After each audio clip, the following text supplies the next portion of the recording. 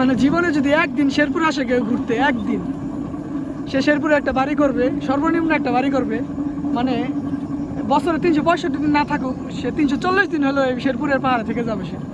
এখানকার যে ভিউ, কিসের বান্দরবন, কিসের কি, কোনো কিছুই কুলাবে না এইসব ভিউয়ের কাছে।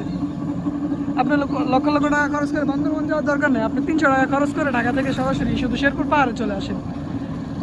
হ্যাঁ, সব কিছু অন্যরকম একটা ফিলিংসের একটা ভিউয়ের জায়গা এগুলো। আমরা পাহাড়ে থাকি, আমরা পাহাড়ের মানুষ, তো তাই আমাদের কাছে হয়তো অনেক কিছু মনে হয় না, কিন্তু যারা এই যে 24 ঘন্টা ট্যুর ট্যুর দেয় এইসব জায়গায়, ওইসব জায়গায় দেখেন এই পাহাড়ের ভিতর দিয়ে, গহীন বনের ভিতর দিয়ে, যেখানে বন্য হাতির আক্রমণের একটা চিন্তাধারা থাকে, সেখানে অন্তত এরকম ফিলিংস এই সন্ধ্যায়, গধূলি সন্ধ্যায় আপনি নিতে পারবেন। হ্যাঁ, আর অনেক সুন্দর সুন্দর জায়গা আছে, কিন্তু সেগুলো দেখাবো ভিডিওর মাঝে, দেখতে পারবেন। চ্যানেলে আরও অনেক ভিডিও আছে, ইনশাল্লাহ থাকবে। নতুন যদি হন তাহলে সাবস্ক্রাইব করে দিন।